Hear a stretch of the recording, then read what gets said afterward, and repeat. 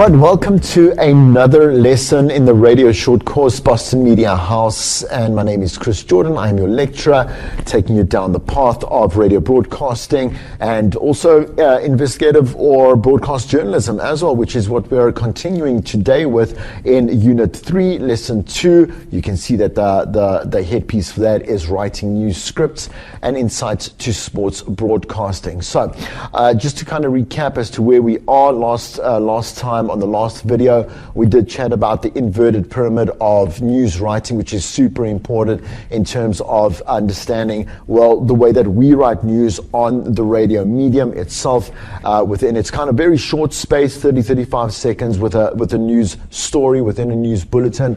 Just as a sidebar, which if I haven't mentioned already, we know that most bulletins comprise of, let's say two local stories, one a headline story which is of national importance. It affects everybody, and so will affect any region that we are, let's say we are listening to the radio in any community, doesn't really matter. Then depending on which station is broadcasting what, it'll be then a regional or community radio, a news story piece, excuse me, for that follows from that. We then go to international news, which is super important because, I mean, what happens in the world is very important to us as a country, and also people want to know what's happening in the world around them as well. But we start off with a top international story, which does then have a ripple effect across different countries, and then can in some or other way sometimes affect South Africa as well. For example, stuff in the US, things that are happening in the US always has a ripple effect across the world, and so we also cover their politics and, let's say, their ups and downs and whatever it is that's happening in Europe or Brazil or whatever it may be. The second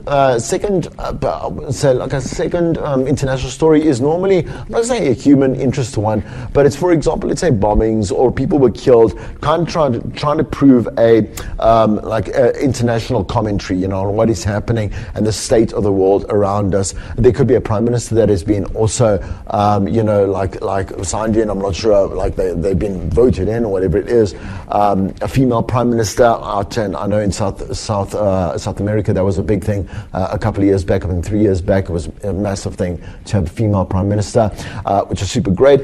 And we include stories and we look at that. At the end of that is called the tail ender, right? So the tail ender is something that is, again, I think I've said this before, human interest. It's science, it is, it's film, it's celebrities, it's whatever it is. Something that, and finally, you hear that journalist actually change the tone of their voice, that newsreader, that news anchor, and finally, and you get that smile if it's a really cool story that's going to kind of warm your heart, and they will execute that, and that can be from anywhere around the world or in South Africa as well. Okay, so I just want to make a little bit of a comment, not that it's not any more or less important than what I've said about the actual bulletin itself, is about the extra benchmarks. And when I say the extra benchmarks, we're talking about financial indicators, we're talking about weather, we're talking about traffic that must be included as part of the bulletin as well.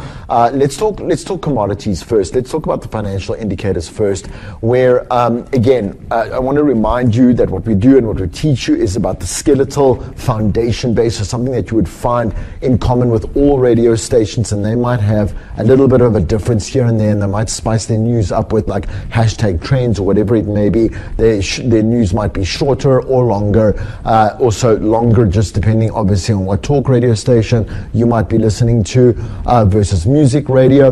Let me not get off course here, but for example, it's like the financial indicators, have to do with commodities and currencies, right? So the currencies we have to talk about the dollar, the euro, and the pound sterling, which is obviously what is the exchange rate to the rand. Then in our commodities, just as a basis, a barrel of Brent crude oil, which is again measured in dollars, please, and gold per fine ounce, which is measured in dollars. I often have some students that kind of forget that, and they put a rand, and I always say to them, like, let's say it's 1,224.45 cents rand. I'm like, well, gold doesn't seem to be that valued at all if you do it in a rand value. And just to kind of remember that so you don't make the mistake ever, right? So with a commodity, let's say, you can also include the yen, and you can go into, let's say, what's happening on the JSE index and whatever it may be. But again, always measure that according to the audience that you're talking to. So perhaps maybe a drive time show.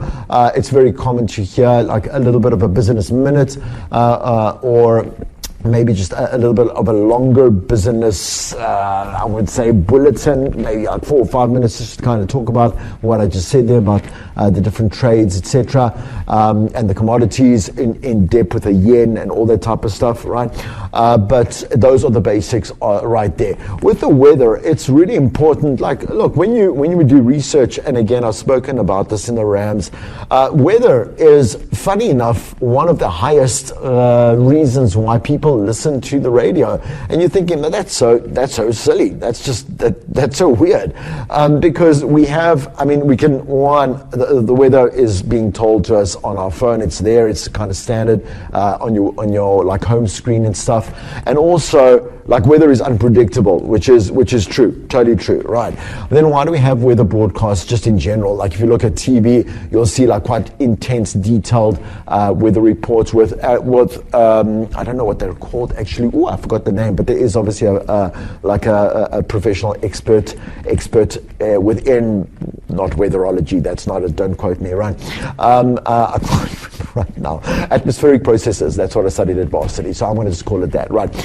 Anyway, so now have detail about obviously like the hail and the rain, and let's say the percentage of that or whatever it may be. But like on radio, we have to actually be pragmatic about what it is that we are giving them the weather about. What is it? It includes them being prepared for the day. So let's say it's in the morning. We want to know what the highs are going to be, whether it is cold outside. We're going to make this a little bit more conversational, but not too friendly. Say things like, for example, like, it is going to be very chilly this morning. So, bring out a jacket or bring out your best scarf. You've been waiting to wear it this entire like winter season. Today is the day, and you'll thank me a bit later.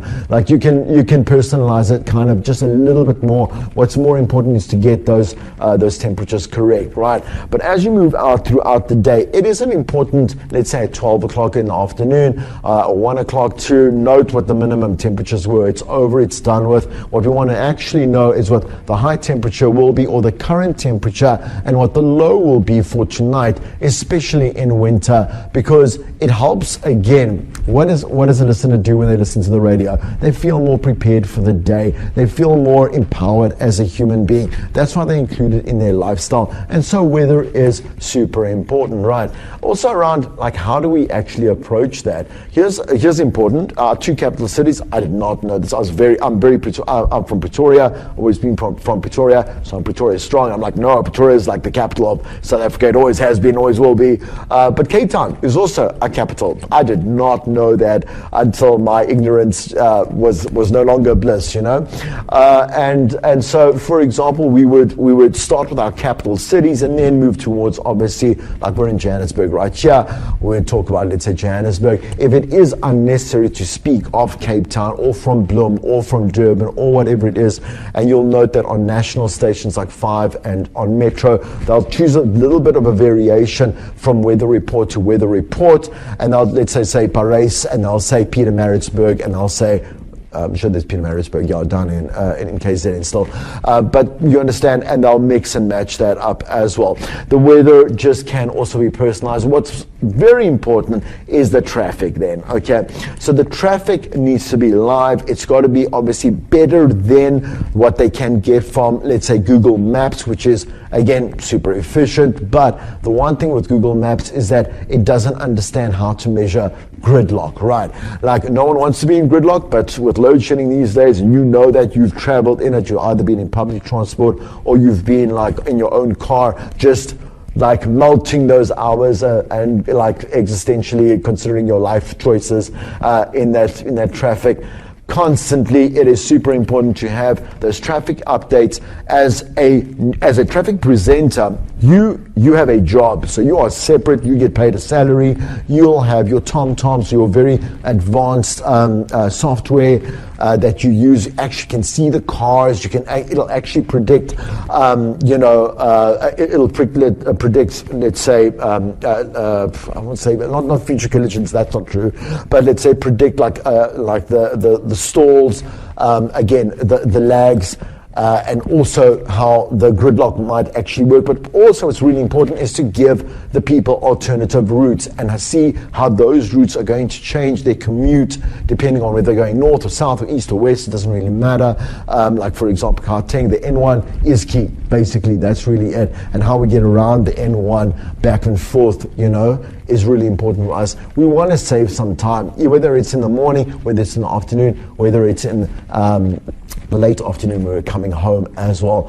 We just do anything that you can save us time, well, thank you for. And so traffic is really important. And for you to be able to please conversationally tell them, listen, so, if you haven't yet passed Allendale Road, make sure that you take the turn off at I think Buccleuch interchange before and head west, to take whatever, like a Marlborough off ramp there and make a turnaround. Make sure that you can tell them that they'll save 20 minutes or 15 minutes off their commute if they are traveling to, let's say, the south or the north or whatever it is. And then they'll really thank you for it at the end. Okay, cool. So with that having been said, I'm going to get into the news, and then so just some tips. What we're going to do is some tips, things to remember. I'm going to actually go through a bulletin as well as a sports bulletin as well. I'll make some notes on how you can execute it. I'm not going to execute it as it should be done in terms of that monologue, kind of like feeding, because I potentially one will make the mistakes which you cannot do on air, and I'll explain why and how you can avoid that as well. But what I'll focus on is like little key aspects like words and names and things like that, and how to get past that and make sure that you are prepared as an anchor to go on and make absolutely no mistakes in your execution, right? And then we're going to end off with the concept of sports journalism.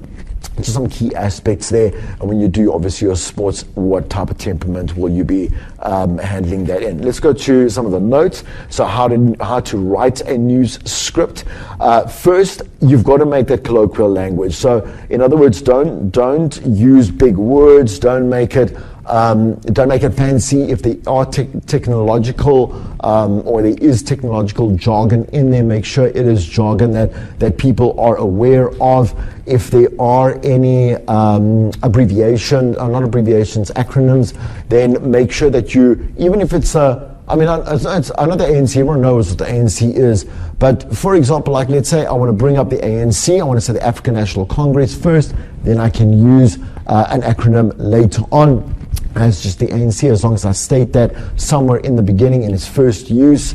Okay, and again, please, nothing that's complicated, long words and fancy words, because people are listening passively. Yes, the ears go up like this as soon as the top of the hour heads on and the news anchor does start speaking, but still they want to understand what you are saying. Remember what I said last time, one fact per sentence, 5 sentences to amalgamate, let's say about 35 seconds or so per bulletin, right? Okay, or story, yeah, that's it, in the bulletin itself.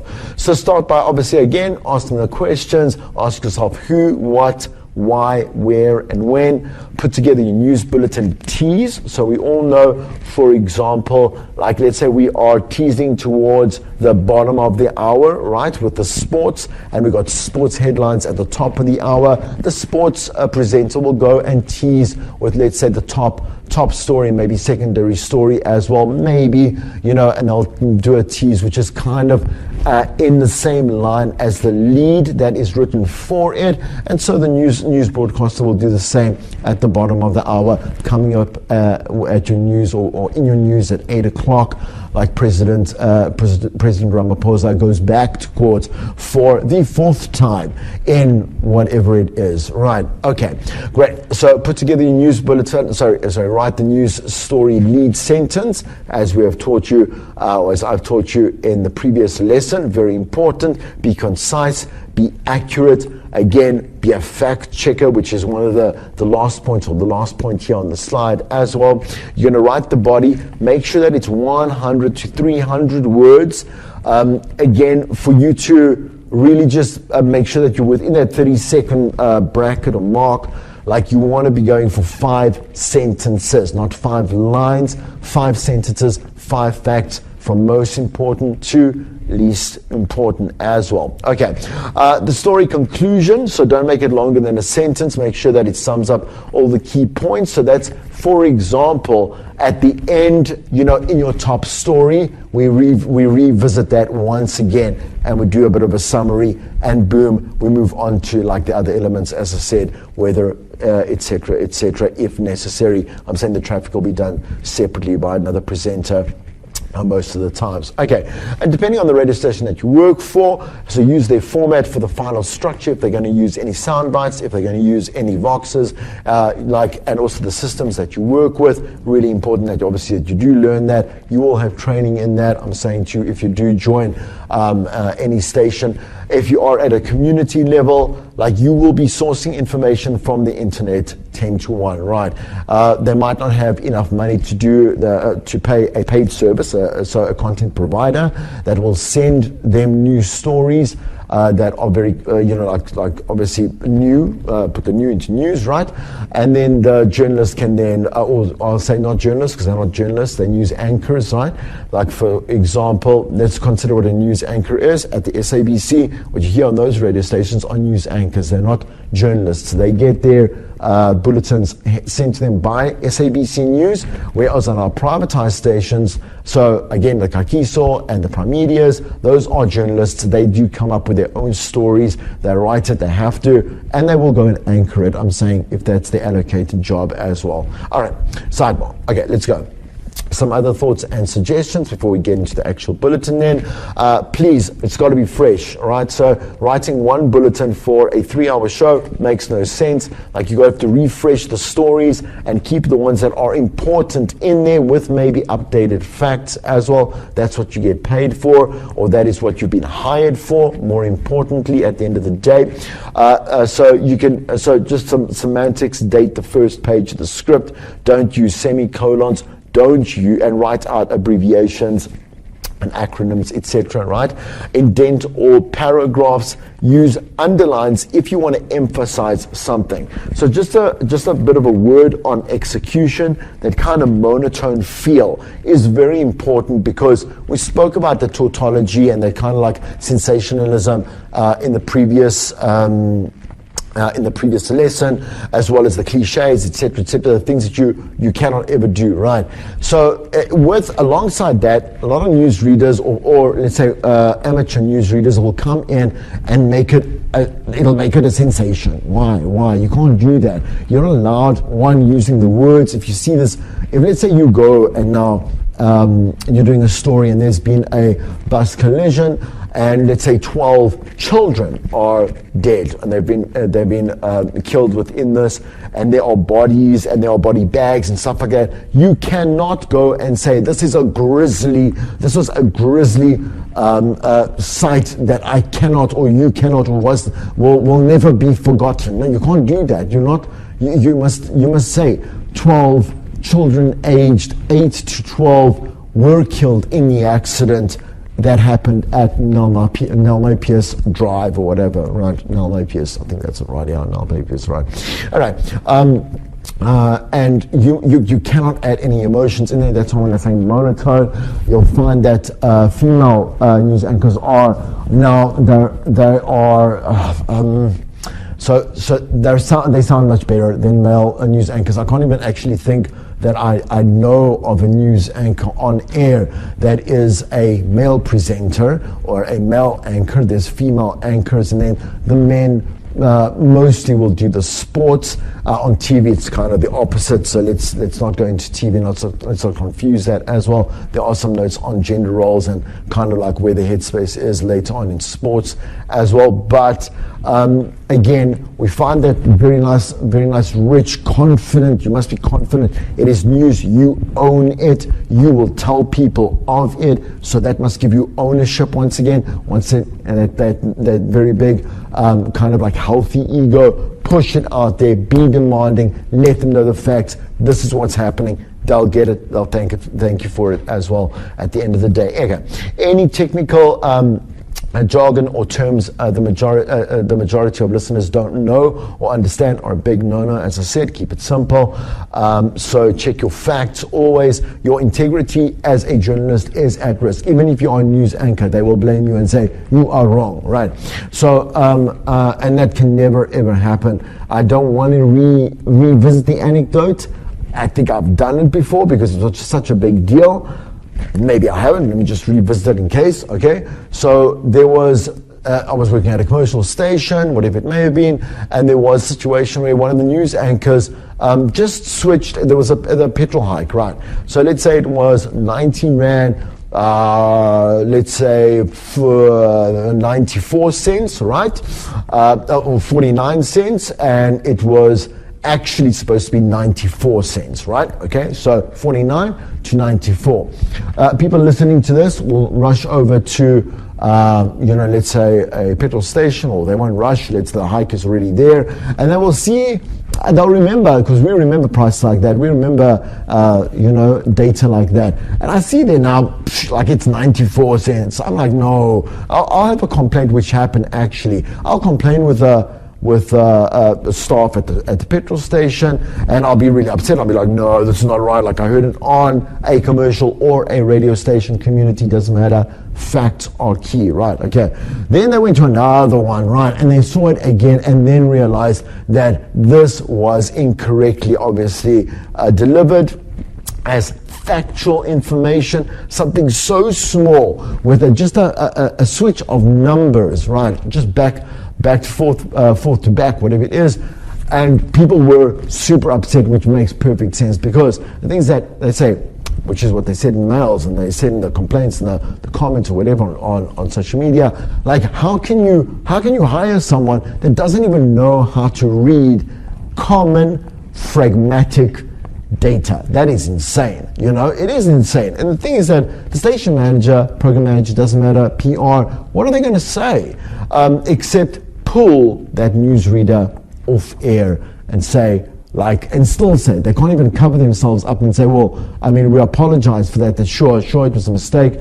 But that also shows up to their own credibility. Like getting the smallest detail correct is immensely important. The whole bulletin is an element on its own. The execution is an element on its own, and of course, again, just its content itself. I think it's kind of a repeat anyway.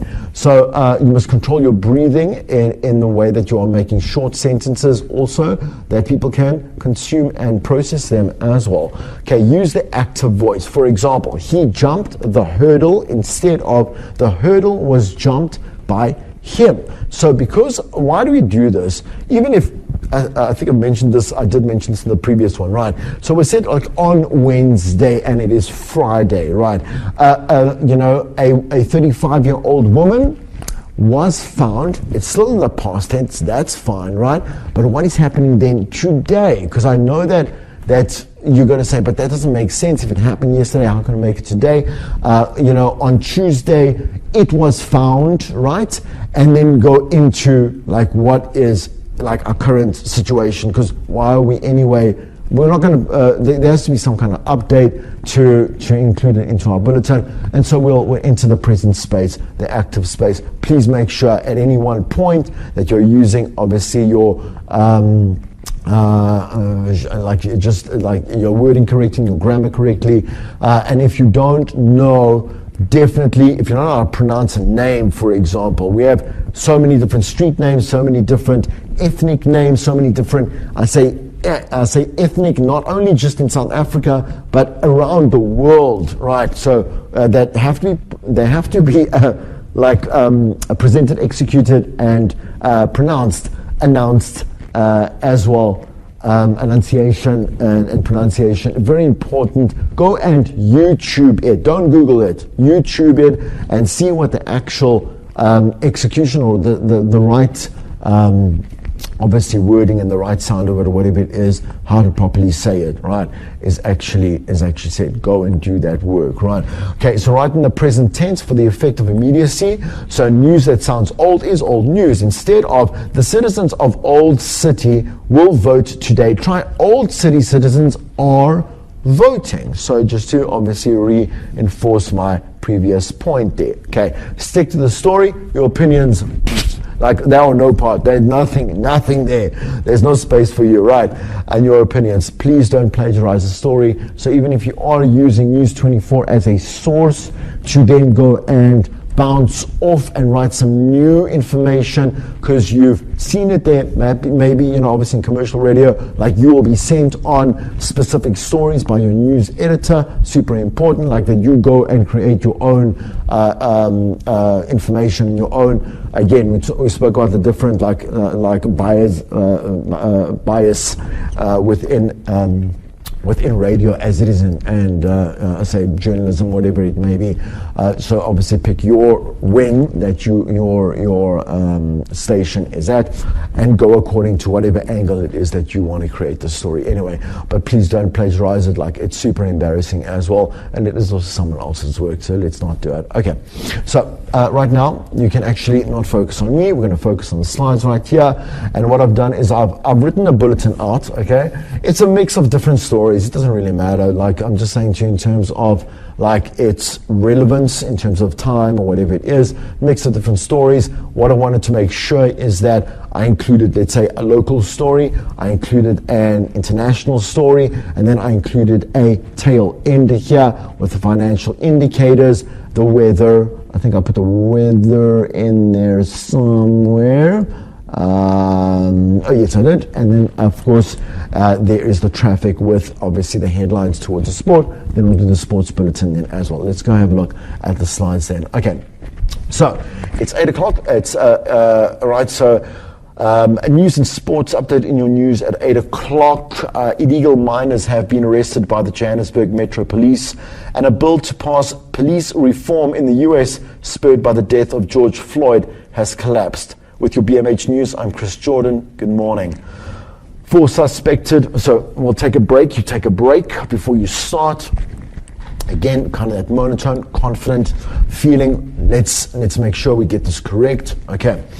4 suspected illegal miners have been arrested after a shootout with police and Johannesburg Metro Police Department, the JMPD officers in Slovoville outside Dobsonville. There we go. So now I need to practice. Let's say I'll make sure that Dobsonville, I'll go back. We rehearse the script maybe 8 to 10 times before we go on air, definitely. So this is round 1 for me right now, outside Dobsonville in Soweto. The officers have been in the area on Wednesday investigating the murder of 2 people when they were shot. So there, I don't want that. I want a bit of a better execution. Investigating the murder of 2 people when they were shot at about 20, when they were shot at by about 20 illegal miners. No one was reported, no one has been. So there's the present tense. No one has been reported injured. After the shootout, police found a monkey believed to have been used by the illegal miners in their rituals. The 4-face murder and attempted murder changes. That's not so bad. It's okay for my first try. And I'm sure you'll do a lot better with a little bit of practice. Please take this bulletin and also write your own as well as you move along. Okay, so now we're going to go to international news here. Okay, moving further afield. A bipartisan effort spurred by the death of George Floyd to pass a police reform bill in Congress has collapsed. This is in accordance to U.S. lawmakers on Wednesday, which has resulted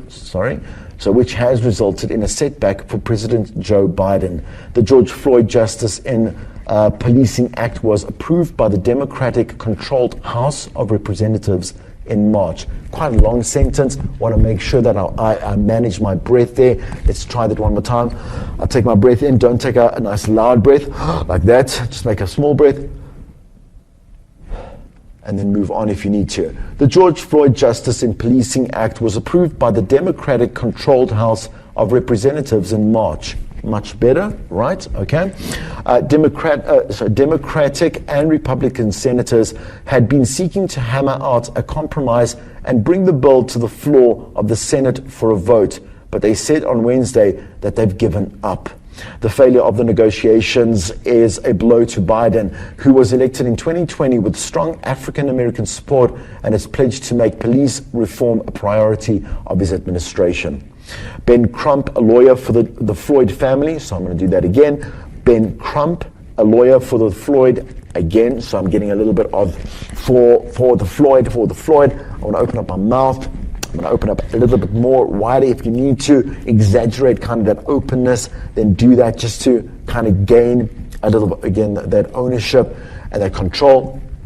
Ben Crump, a lawyer for the Floyd family, expressed extreme disappointment. In the last year and a half, we have witnessed hundreds of thousands of Americans urging lawmakers to bring desperately needed change to policing in this country so there can be greater accountability, transparency, and ultimately trust in policing, Crump said. So 10 to 1, I would take a voice note, I would take a sound bite, and I'd probably put that in there. It works a little bit better.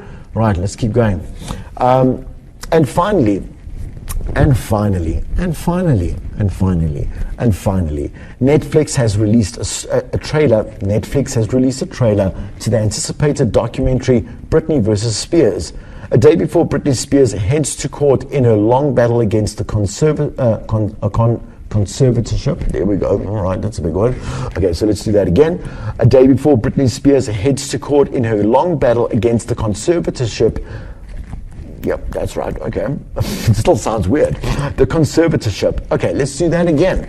A day before Britney Spears heads to court in her long battle. See, getting that incorrect. You're probably getting a little frustrated with me anyway. It's fine. Let's get it done properly. Right. A day before Britney Spears heads to court in her long battle against the conservatorship she's been in for 13 years, which will be available on Tuesday, the 28th of September. According to the official logline, Britney vs. Spears tells the explosive story of Britney's life and her public and private search for freedom. Director Erin Lee Carr, who directed How to Fix a Drug Scandal and Dirty Money, and journalist Jenny Eliscu delve into the tangled weave of the conservatorship. I've worked my whole life and I don't owe these people anything, Britney can be heard saying in the trailer. Pause. In your financial indicators, the Rand is trading at 14 Rand 67 to the US dollar, 17 Rand 19 cents to the euro, and 20 Rand 11 cents to the pound sterling. Gold is trading at $1,733 dollars. No, let me do that. You see I made the mistake. Gold is trading at $1,733.50 per fine ounce, and a barrel of Brent crude oil will cost you $76.19. And you're aware that the capital of Pretoria will reach a high of 26 degrees and Joburg at 24 degrees. If we look at your traffic, there's a stationary vehicle 800 meters after the Dipkloof off-ramp. After the Dipkloof, let me do that again. So looking at your traffic, there is a stationary vehicle 800 meters after the Dipkloof off-ramp from the N1 southbound and the Rancho interchange. The left shoulder has been blocked off. Alternative routes are clear along the R53 South. Not as much as I would have liked to. I don't have TomTom, don't really know, you know what I'm saying, to what alternative routes there are, but I wanted to show just the effort in there. And finally,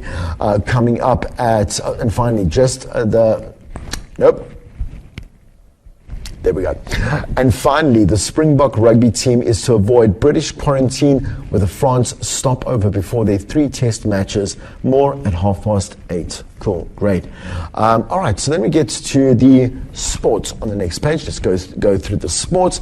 With the sports, a little bit more, like I say, a little bit more, not upbeat, but it has to be a tiny bit more informal when you are executing it. Kind of the girl guy next door, but still not, again, like don't be like a pal, don't be a pal. You're still doing obviously, like, this is a profession, still got to read, still got to execute, still got to perform. Okay, so good morning with your BMH News headlines at 8:30. I'm Chris Jordan. Illegal miners have been arrested by the Johannesburg Metro Police, and a bill to pass police reform in the US, spurred by the death of George Floyd, has collapsed. Full stories at the top of the hour. In your financial indicators, the rand is trading at 14 rand 67 to the US dollar, 17 rand 19 to the euro, and 20 rand 11 cents to the pound sterling. Gold is trading at $1,733.50 per fine ounce, and a barrel of Brent crude oil will cost you $76.19.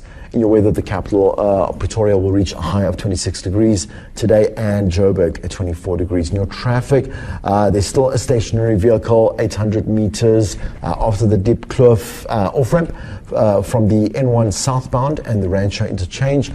Please note that the left shoulder has been blocked off, and alternative routes are clear along the R53 south. Cool. And then we'll play, let's say, the BMH Cold ID jingle for sports. In your sporting news, South Africa will spend 11 days in France in October to avoid quarantine before 3 tests in Britain. The World Cup winning Springboks head to Wales on the 6th of November, to Scotland 7 days later, and to England on the 20th of November. The tournament's director, Claude Atcher, said, so we make sure that we have the pronunciation of Claude Atcher correctly said. If I'm incorrect, or I feel kind of maybe like uncomfortable with it, I will go again to YouTube, make sure I'd say pronounce Claude Atcher, and it will give me the right pronunciation, right? Okay. So the tournament's director, Claude Atcher, said, we have made an agreement with the South African Federation to be able to benefit from the presence of the team and the players to do some promotion for the 2023 Rugby World Cup. Atcher continued to say, what is currently happening has unfortunately proved that we're not safe from racism, and we had to address the issue to say that it's totally unacceptable and it's inappropriate in our sport. Captain Siya Kolisi's So let me just say that again. So Captain Siya Kolisi's side face New Zealand in the 100th test between the sides this weekend before their last game in this year's rugby championship. So I'm going to say that one more time. Captain Siya, excuse me, I'm just going to pause quickly. Captain Siya Kolisi's side face New Zealand in the 100th test between the sides this weekend before their last game in this year's rugby championship the following Saturday, also against the All Blacks. Flank Kolisi became South Africa's first black test captain in 2018 and led his country to the Webb Ellis. I'm going to say that again.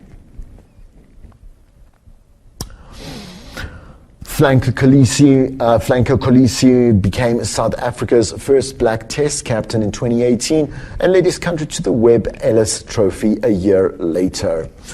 We're not done yet. We're going to go and we're going to end this off with a couple. So with sports, I just want to make a note. What we normally do is we go with our most popular sports first. If there's soccer news, I'm saying South African news, so we are a soccer nation. We start with South African soccer, where they are, where they're playing, whatever it is. If it's friendlies, it doesn't really matter. We then go to rugby, our second most popular sport as South Africans, then cricket, and we look at, let's say, tennis, Formula One, athletics, netball, that type of stuff, then following that. If it is political, right, if there are political angles to the story, it's really important to go with a political angle story. It doesn't matter what sport is being affected or what sport is within its context correctly, right? Okay, you would go with that. And let's continue with the last two stories here. South African bowlers Anrich Nortje and Kagiso Rabada helped set up an 8-wicket win for Delhi. Nope. Let's start that again. Delhi Capitals on Wednesday. Delhi Capitals on Wednesday. Okay. Hyderabad. Okay, good. And oh boy. Okay, so when we go into this one, now I'm gonna stumble like quite a lot here, and I'm not doing it intentionally. There are a lot of foreign names, and there are names that are quite difficult that I've got to, again, I'm going to go slowly through them as I pronounce them through, and as I come across them, I'm going to stop and say, here's a name, let's go through that type of thing. And again, once again, we go YouTube this stuff, right? Okay, so this one's about cricket. Let's go into it. South African bowlers Anrich Nortje and Kagiso Rabada helped set up an 8-wicket win for the Delhi Capitals on Wednesday in an Indian Premier League match that went ahead despite a Sunrisers Hyderabad player testing positive for coronavirus. Hyderabad left arm quick Tangarusu. So let's make sure that we look at that. Tangarasu, so I'm incorrect there. Natarayan. Tangarusu, Natarayan. That sounds good to me. I think that's right. Let's go on to it. So Hyderabad left arm quick Tangarusu Natarayan. And 6 of his close contacts were isolated hours before the latest match in the 2020 tournament in Dubai. An IPL release said that Natarayan is currently asymptomatic, while the contacts and other Hyderabad players all returned negative tests. On the field, Nortje returned figures of 212, and fellow Proteas Quick Rabada took 3 wickets to further hurt Hyderabad, who managed just 134 to 9 out after electing to bat. The left-handed Shikhar Dhawan leads the IPL batting chart. Let me say that again. The left-handed Shikhar Dhawan leads the IPL battling chart with 422 runs, including the 3 half-centuries in 9 matches. The IPL only resumed Sunday in the United Arab Emirates. The IPL only resumed Sunday in the United Arab Emirates.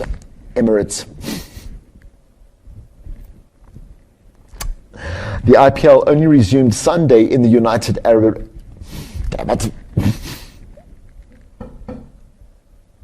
The IPL only resumed Sunday in the United Arab Emirates. God damn it.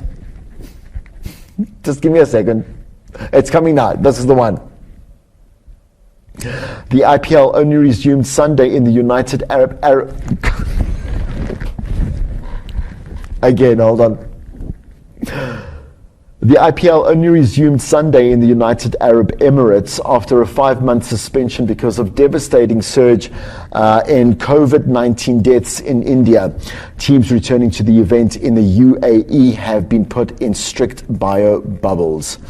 All right, so let's just quickly close off the lesson and the whole, just a whole news unit, okay, with a couple of notes here. You can have a bit of a read through as well. A word on sports, media, culture, and social values as well. So there's just a word on there that we know. I mean, broadcasting in sports. The thing is that, for example, just a little bit of a nice info fact there is that soccer was the first, or was the first, is the only sport that actually broadcast 7 days a week. So where most sports only broadcast or only happen on weekends, right? Sports, soccer and football itself is the only sport that you will find like every single day. And so obviously, and this is due to the very massive popularity of the English Premier League, the championships, that type of stuff then as well. But this was done very long ago as well, and it was sort of first for radio in general, and I say media in general as well. Okay, so you can have a look at some of the technologies there.